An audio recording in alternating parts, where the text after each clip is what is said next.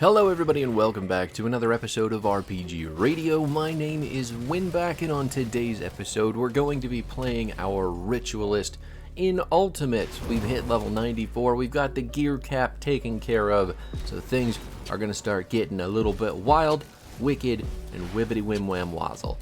This build is a shaman and a necromancer, two of the coolest classes in the game, and because they are both pet carrying classes, things work out pretty well for our boys in green and blue and red and all the different colors of the rainbow. They're pets. They come in all sorts of different shapes and sizes, and you might see a couple new ones that you haven't seen in the videos leading up to this point, such as the tiny radioactive green spiders and the larger radioactive green dinosaur known as the Eldritch Talon, which is coming from our gear, and we're going to talk about that later in the video because it's new, it's fancy, it's awesome, and you should be looking for it if you're into this kind of build. But let's focus on something a little bit more present. You may have noticed that the action bar down below is a little bit devoid of a couple of buttons that were present in the previous videos.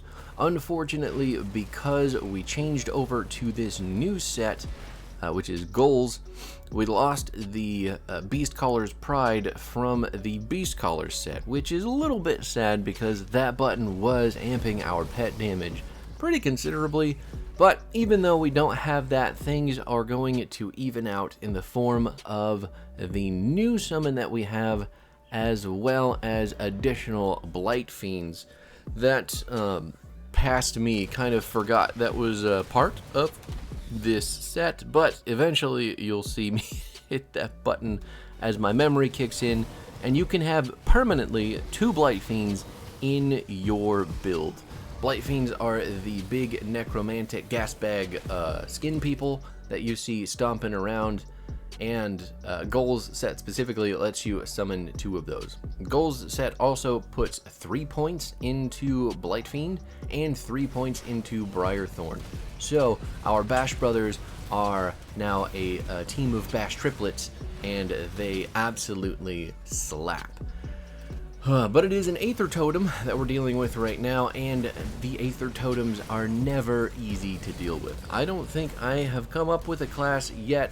Actually, I may have, and just have forgotten about it, but these are always a pain in my ass. You always have to funnel these guys into teeny little places and then hope that they don't kill you while you're trying to kill them one at a time, which is incredibly difficult, but the pet boys are hanging in there. Skeletons need to be resummoned occasionally. We did lose some skeleton summon limits because of the change to the build, the gear, which is a little bit sad, but at the same time, it's still 8.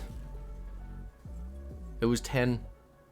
Yeah, I'm okay with losing 2 skeletons to get another Blight Fiend and the wickedly cool looking Eldritch Raptor Talon, because my god, just look at it. We also get the little spiders. I'm not at all upset about having tiny little spider boys, because those guys are fantastic too. Really, this pet build just pulls pets from every direction, and that is what everybody should want when you're playing a pet build, unless of course you're just going for a big single boy pet, which, maybe that's a fun time. Maybe I should do one of those. Maybe we just make a pet build with one gigantic Briarthorn. I don't know. Maybe, yeah.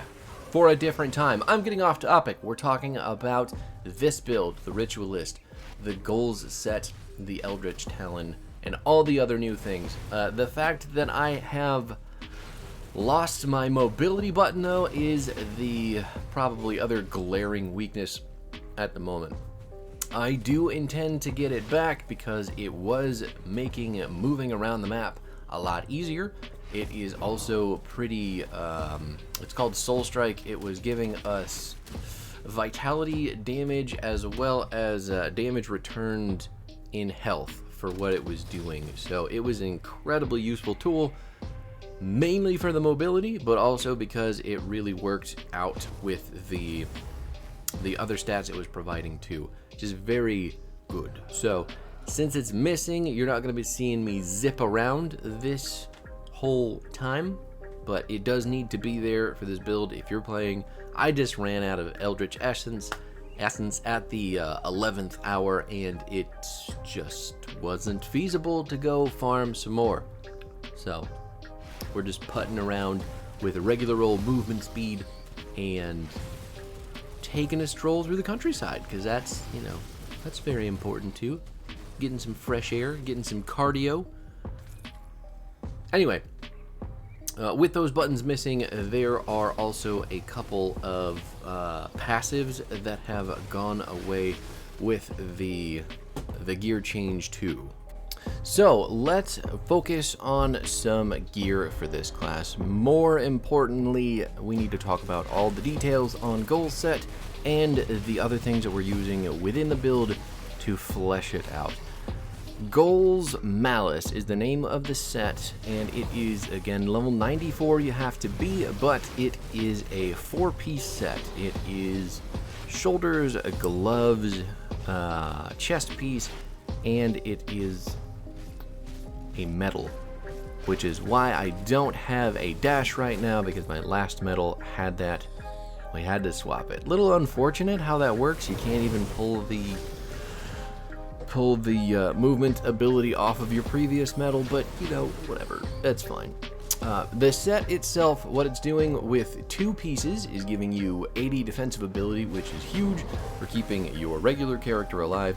3 set is giving your pets a huge bonus altogether in the form of flat acid and poison damage, a 100% buff to all damage, which you might remember the Beast Caller's Pride button was doing that too, and it's going to give them a flat 2400 health, making them all beefy as heck. And that is really, really, really important, because if your pets are dead, they can't deal damage, and that sucks. The 4 set, though, is going to give you +3 to Blight Fiend, +3 to Briarthorn, going to increase the summon limit of Blight Fiend, meaning that you can have 2 of them. You're going to reduce target's resistances for 2 seconds, and that is attached to Mogdrogan's Pact. Plus 12% attack speed to Mogdrogan's Pact as well. And then the one skill that we're not using is Devouring Swarm, which would have a reduced poison and acid resistance by 20%. So, being that our build isn't super acid focused, that stuff isn't mega important, but it is always good to get more damage in, even if it's just a little bit on the outside of things. They also provide the Summon Eldritch Talon. That is the raptor that you're seeing. Eldritch Talon is pretty healthy. As far as the base stats go here, it looks like it's around 31,000 health with 2,500 energy. It's also dealing physical and eldritch damage, or acid damage, sorry.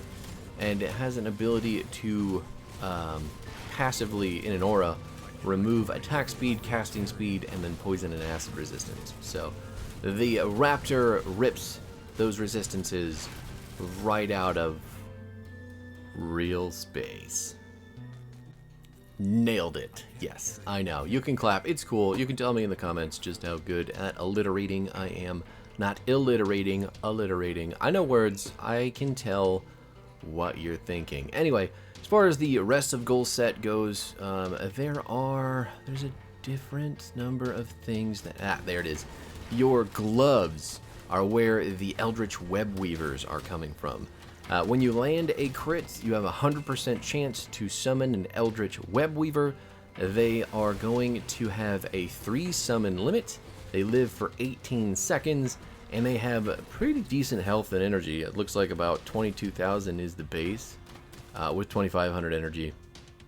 Again, that may be just the pet base energy amount, but they also deal physical, acid, and poison damage, as is their green color. The gloves also reduce the cooldown of Bone Harvest and add 2 meters to Bone Harvest as well. Apart from that, it's giving you a 10% basically vampiric attack on Bone Harvest, but since it's not really a damaging ability, it's mainly just used for buffing your pets and then adding in some wave clear damage to let them clear things up. I'm not saying it's bad to have vampiric attack on your Bone Harvest, because that is a very spammable and easy to use ability, but it's just kind of a feather in the cap, you know? Anyway, it also gives your pets some acid damage and offensive ability, which is always welcome. Putting 2 points into Blight Fiend and Briar Thorn, as well as 2 points into Soul Harvest. The gloves are just a really, really good thing to have. If you only have one piece of this set, if you can make it the gloves, it's totally worth it to put those bad boys on. The mantle, which is the shoulders, is adding points to the Blight Fiend's Blight Burst. That's fine. That's not really, you know, anything to write home about, but the bonuses to all pets are increases to all damage, all speed, and it's giving them Aether and Elemental resistance, which is incredibly important for keeping them alive, keeping them tanky. So your gloves are going to buff your main character with all your regular ability in the Bone Harvest and giving you some easy to use pets. I almost said invincible. Well, your shoulders are going to be more buffing your pets passively, as opposed to buffing your character. There are still things that it's giving you. It's giving you all damage, offensive and defensive ability, as well as the same Aether and Elemental resist that your pets are getting, but it's really just a more defensive-oriented shoulder piece, whereas the gloves are doing quite a bit more. The chest piece is giving both your Briarthorn and your Blight Fiend increases to their abilities. Ground Slam and Rotting Fumes both get +3, so those guys will start dealing more damage with their abilities, as well as getting some more flat acid damage. They get Poison and Acid Resist, and they get Resistance to Life Reduction, which is really good because some of the enemies in this game taking us down by a percentage of our health is really gross. So if we can resist that even more, give our healing totem more time to heal those pets up, things are looking pretty great. But all things considered, still probably in the same vein as the shoulders. More defensive, more pet focused, as the gloves are still looking like the best part for your character. And then lastly, Goal's Mark is the metal. This is going to be adding poison damage to your Blight Fiend.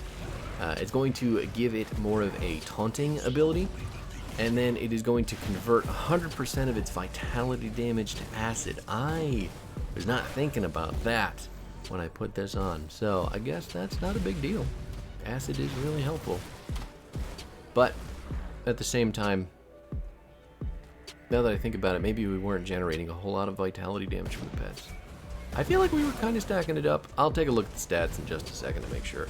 But anyway, that conversion, as well as giving acid damage to your Briarthorn, and then poison damage to your Briarthorn in the flat versions as well.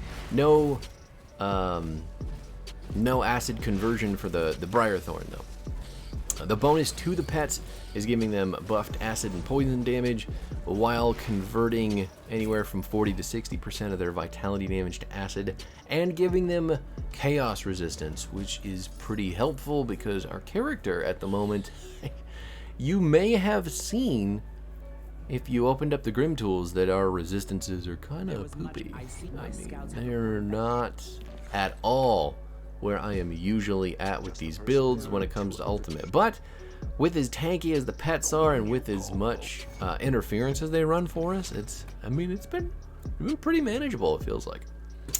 But yeah, so the goal set out of the way, can talk about the other important things for this build, mainly the weapon. Your main hand weapon is going to be a bone scythe that you will pick up from the cave-dwelling trollish people.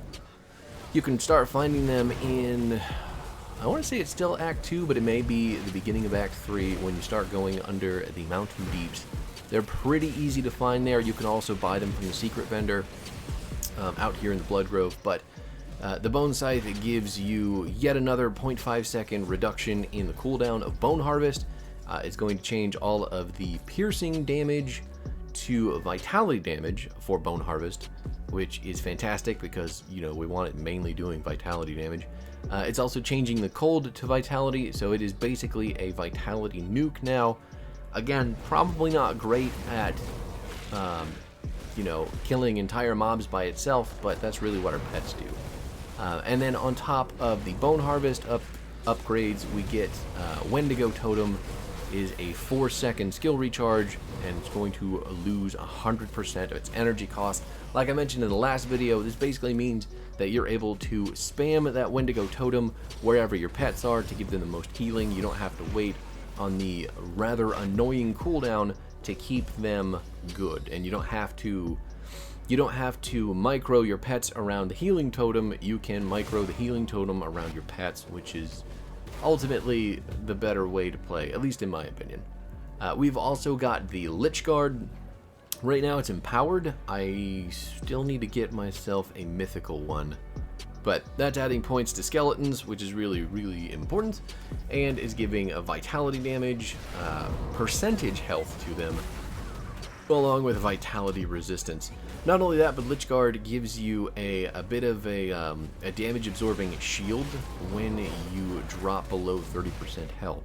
So Lich Guard, buffing your skeletons, buffing your pets, being a good guy shield, and helping your character live through scary situations.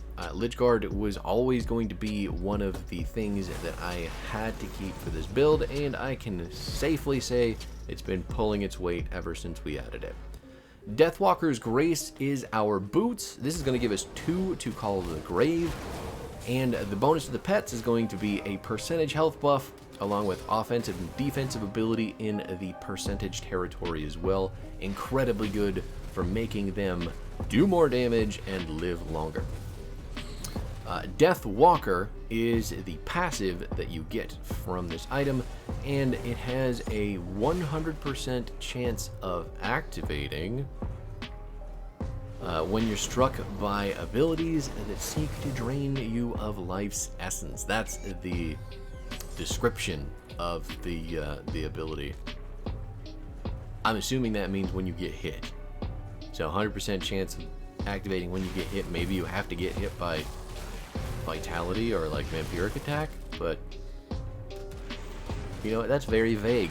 So we'll leave it at that. Anyway, what it does is it gives you a 6,000 damage absorption shield against vitality and bleeding, as well as a 20% resistance to life reduction. So maybe that's what it is. Whenever you get hit by vitality or bleeding or life resistance, or sorry, life reduction abilities, that's when you get this damage absorption shield. Kind of goofy, but when it comes to, you know, enemies in the chaotic reaches of the game and our friendly neighborhood cannibals out in Act 5, that is going to be pretty important. It's good stuff there. Our belt is the Acolyte's Cord. This is just a blue one, but we're getting a +2 to raise skeletons, and getting skeletons with a decent enough amount of points means that skeletons are going to be able to do enough damage and keep them hanging with our big boys. They have to do enough damage as the backline for our big boys up in the front to make a difference. So the circle of life continues with skeletons and flesh sacks and, you know, raptors from another realm. But Acolyte's Cord also gives your pets percentage health and elemental resistance, which is super freaking helpful. Elemental resist, obviously the best resistance that you can have comparatively, because it is 3 resistances in 1. Pants, we've got Wild Shorn leg guards. Bonus to all pets. It's going to be it's going to be all damage, sorry. All damage, attack speed, and it gives them a chance to have some acid retaliation in there. So it's kind of goofy. It's green. It works with the look of the kit. But, you know, we may end up swapping the pants out. I don't have a mythical version of these, so that may be up for debate. But those are the, well, And then there's our amulet. This is the Death Watcher pendant, which it can also be purchased from the secret shop, including a 5-second duration to Call of the Grave, buffing its duration. It's giving a 15% heal to Call of the Grave, which is super important because having a heal button for your pets is really good.